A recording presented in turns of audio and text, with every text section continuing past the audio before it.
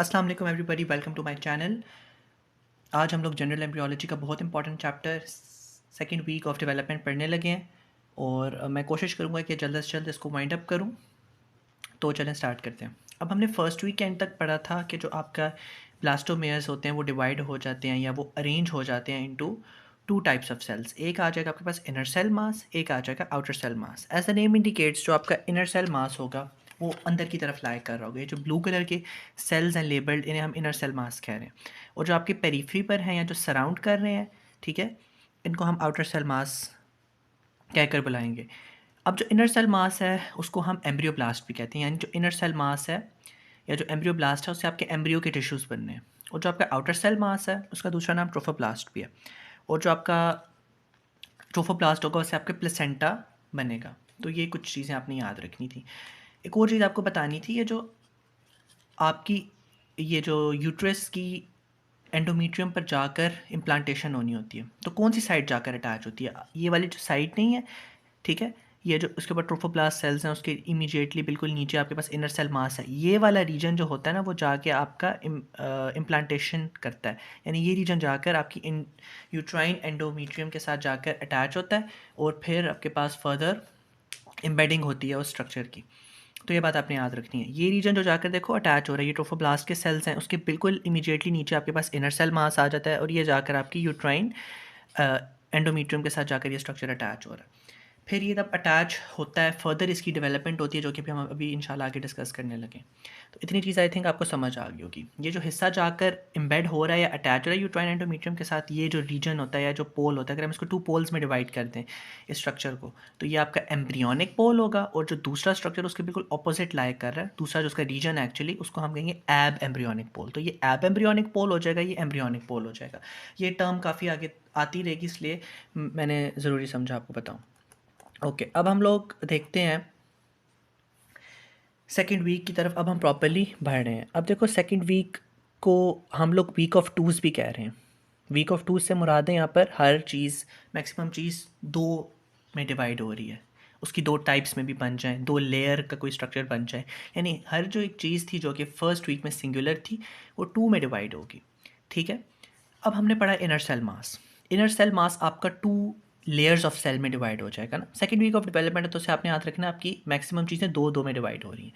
तो जो आपका इनर सेल मास था वो दो लेयर्स ऑफ सेल्स में डिवाइड हो जाएगा, ये और ये। ठीक है, ये जो सेल्स आप देख रहे हो थोड़े से रिलेटिवली साइज अपनी लेंथ में बड़े हैं और इनकी विड्थ कम है as compare to their length.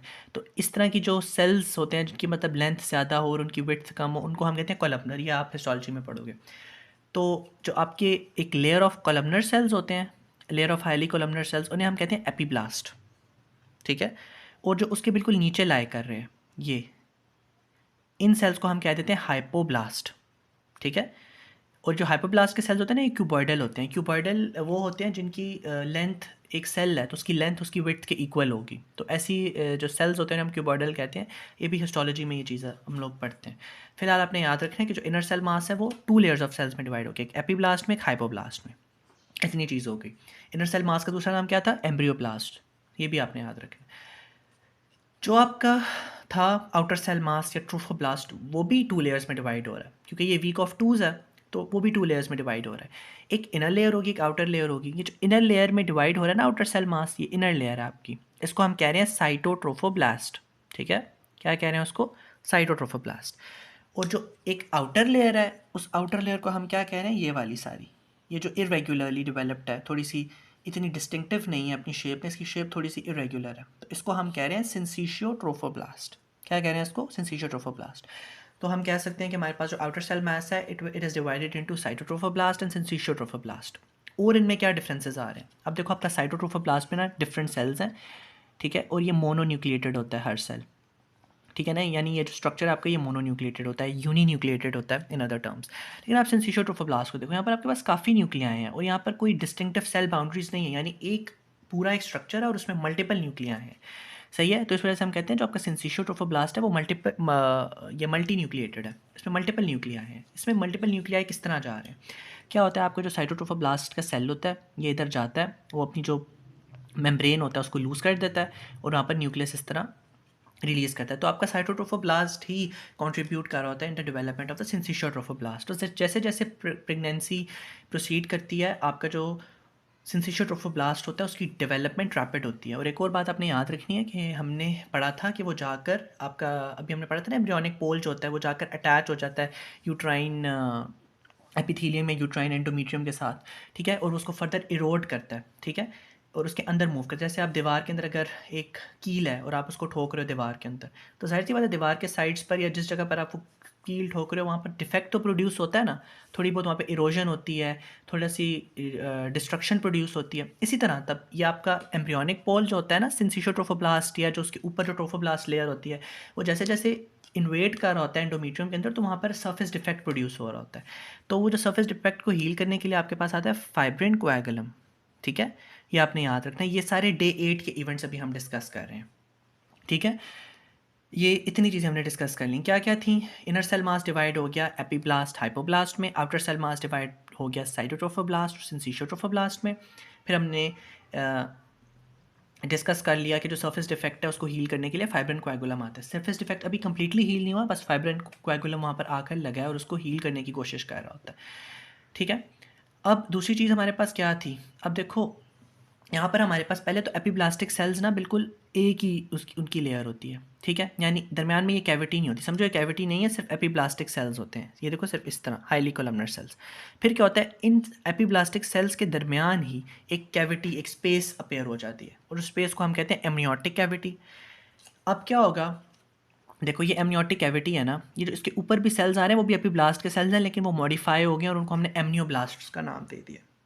इतनी सी बात याद रखें, सिंपली एपिब्लास्ट सेल्स के दरमियान एक कैविटी अराइज होती है, उस कैविटी को एमनियोटिक कैविटी कहते हैं। जो उसका रूफ होता है, ये इसका रूफ हो जाएगा ना, जो इस कैविटी की छत है, it is surrounded by amnioblasts. And what are amnioblasts? Amnioblasts are modified epiblasts in simple terms.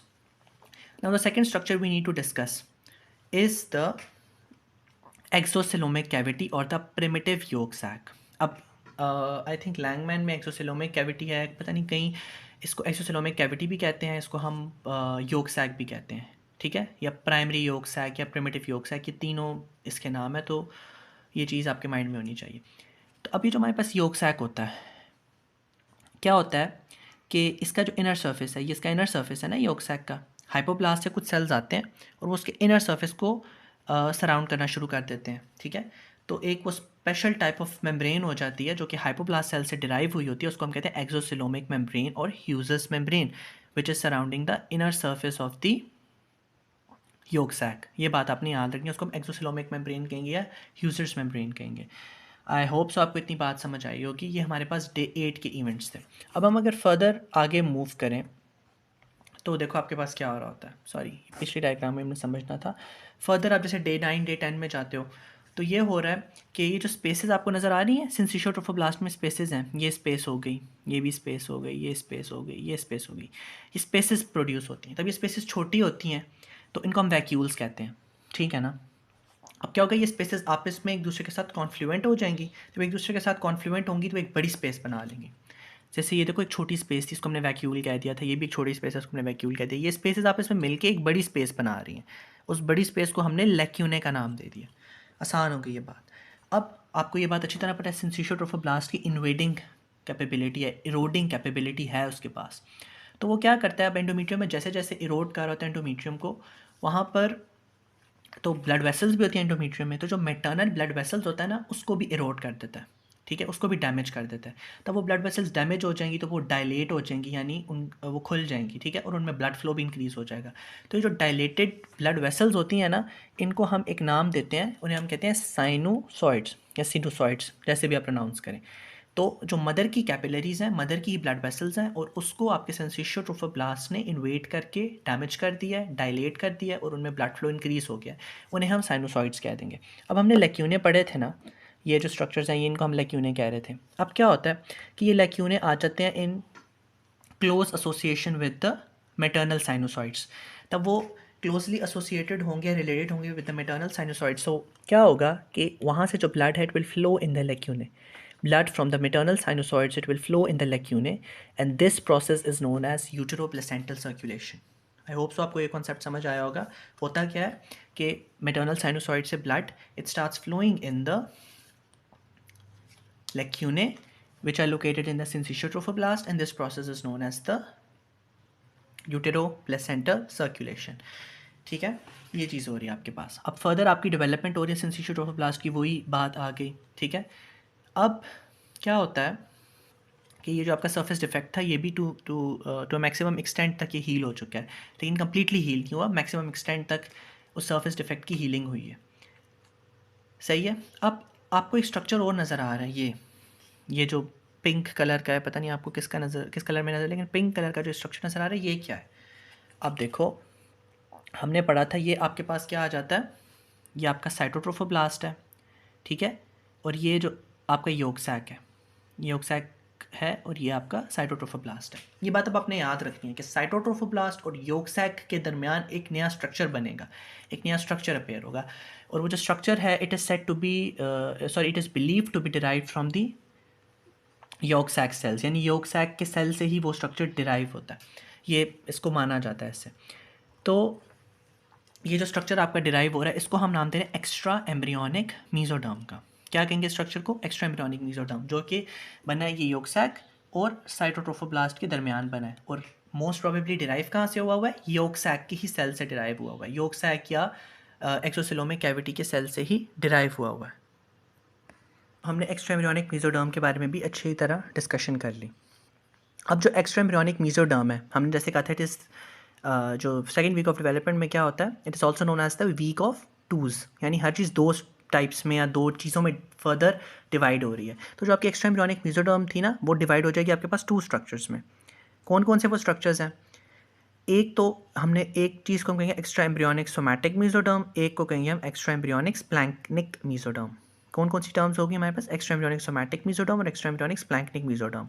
अब ये देखो, ये वाली जो है ये आपकी एमनियोटिक कैविटी है। ठीक है, जो मीजोडर्म का पार्ट, जो एक्स्ट्रा एम्ब्रियोनिक मीजोडर्म का पार्ट आपकी एक्स्ट्रा एम्ब्रियोनिक जो वो आपकी एमनियोटिक कैविटी को सराउंड कर रहा है, ये देखो, ये एमनियोटिक कैविटी को जो मीजोडर्म का हिस्सा सराउंड कर रहा है, और मीजोडर्म का जो हिस्सा आपके इनर सरफेस ऑफ साइटोट्रोफोब्लास्ट को सारा सराउंड कर रहा है। ये नज़र आ रहा है आपको, ये इनर सरफेस ऑफ सारा साइटोट्रोफोब्लास्ट सराउंडेड है, और ये एमनियोटिक कैविटी सराउंडेड है। इस मीजोडर्म को हम कहते हैं extra embryonic somatic mesoderm. Simply extra embryonic mesoderm appear हुई, योग सैक के जो सेल्स हैं उधर से डिराइव हुई। ठीक है, दो टाइप्स में फर्दर डिवाइड हुई, एक थी सोमैटिक मीजोडर्म और एक थी स्प्लैंक्निक मीजोडर्म। जो एक्स्ट्रा एम्ब्रियोनिक सोमैटिक मीजोडर्म थी वो आपकी एमनियोटिक कैविटी के आउटर सरफेस को और इनर सरफेस ऑफ साइटोट्रोफोब्लास्ट को सराउंड कर रही है। फिर आपका योग सैक को भी तो आप देख रहे हो जो कुछ चीज़ सराउंड कर रही है, ये देखो, ये पिंक कलर की योग सैक को भी तो सराउंड कर रही है। इसको हम कह देते हैं extra embryonic splanchnic mesoderm. Extra embryonic splanchnic mesoderm क्या कर रही है? It will surround the exocoelomic cavity और द योग सैक। ये बात आपने याद रखनी है। हमने यूट्रोप्लेसेंटल सर्कुलेशन डिस्कस कर ली, एक्स्ट्रा एम्ब्रियोनिक मीजोडर्म डिस्कस कर ली, और सरफेस डिफेक्ट भी हमने देख लिया कि वो भी to some extent, to maximum extent तक हील हो चुका है। अब नेक्स्ट डायग्राम में हम देखते हैं क्या हो रहा है। सॉरी, एक और बात मुझसे भूल गई कि जो क्या होता है ना, कि तब हमारे पास यूट्रोप्लेसेंटल सर्कुलेशन हो रही होती है तो greater quantities of blood it is flowing in the lacunae. तो कुछ अमाउंट ऑफ ब्लड जो होता है वो आप जो मतलब होता है डिस्चार्ज होता है फीमेल से थ्रू वेजाइना, तो it is mistaken as periods. वो फीमेल ये मिस्टेक कर, क्योंकि 28th डे के साथ ये इवेंट कॉन्साइड कर रहा है ना, सेकंड वीक है, ये एंड के डेज हैं। ठीक है, तो अगर ये 28th day of menstrual cycle के साथ ये इवेंट को इंसाइड कर रहा होता है, तो क्या होता है कि female mistakes this blood as the menstrual blood. हालांकि वो मेंस्ट्रुअल ब्लड नहीं होता, वो ये आपके लेक्यूना से कुछ ब्लड होता है, वो फिर फीमेल से डिस्चार्ज आउट हो जाता है थ्रू वेजाइना, तो वो it is mistaken as the period blood, लेकिन वो आपकी मेंसेस का ब्लड नहीं होता। इतनी बातें अभी हमने कर ली डिस्कस। मैंने प्रॉपरली डेज़ को नहीं एक्सप्लेन किया, थोड़ा बहुत पता है, डे 8 डे 9 का इवेंट है, ये फर्दर डे 10 डे 11 इस तरह इवेंट्स हैं, लेकिन ये आपने खुद अच्छी तरह देख लेना लैंगमैन में। मेरी वीडियो ऑन करके आप साथ साथ लैंगमैन को भी देखो, आपको अच्छी समझ आएगी। अच्छा, अब ये लास्ट डायग्राम आप देखो। अब यहाँ पर आप देखो, ये एक स्ट्रक्चर बताया हुआ है, ये डे 13 की डायग्राम हम स्टडी करने लगे हैं। आपको एक स्ट्रक्चर बताया हुआ है एक्सोसेलोमिक सिस्ट। क्या नाम है उसका? एक्सोसेलोमिक सिस्ट। क्या होता है? आपका प्राइमरी योग सैक रिग्रेस हो जाता है और ये एक हमारे पास एक इनसिग्निफिकेंट स्ट्रक्चर बना लेगा, या तो वो फर्दर डिटेरियोरेट हो जाता है, यानी वो बचेगा ही नहीं। ठीक है, या वो अगर रहेगा भी एम्ब्रियो के अंदर तो as a small structure which has no proper function वो इस तरह रिटेन हो जाता है, ठीक है। और लेकिन अभी हमने डिस्कस किया कि प्राइमरी योग सैक तो आपका प्रिमिटिव योग जो प्राइमरी योग सैक था, प्रिमिटिव योग सैक था, वो तो एक्सोसिलोमिक सिस्ट बन गया। तो यहाँ पर भी तो हमें योग सैक नज़र आ रहा है। क्या होता है, इसी तरह हाइपोब्लास्ट के जो सेल्स होते हैं यहाँ पर, ये एपीब्लास्ट के बताए हुए हैं ना ऊपर, जो उसके नीचे छोटे छोटे सेल्स नज़र आ रहे हैं, ये हाइपोब्लास्ट के सेल्स जो हमने डिस्कस किए हैं, वो ही सेल सिक्रीट करना शुरू कर देते हैं और वो एक नई योग सैक बना लेता है, जिसको हम सिंपली कह देंगे सेकेंडरी योग सैक, ठीक है। एक नई योग सैक बना लेता है जिसको हम सिंपली कह देते हैं सेकेंडरी योग सैक। और जो प्राइमरी योग सैक होता है वो एक्सोसिलोमिक सिस्ट की फॉर्म में वो हो जाता है, आपके पास रिग्रेस होकर रह जाता है, ठीक है। एक और चीज़ हमने देखनी थी, ये जो आपकी हमने डिस्कस की है,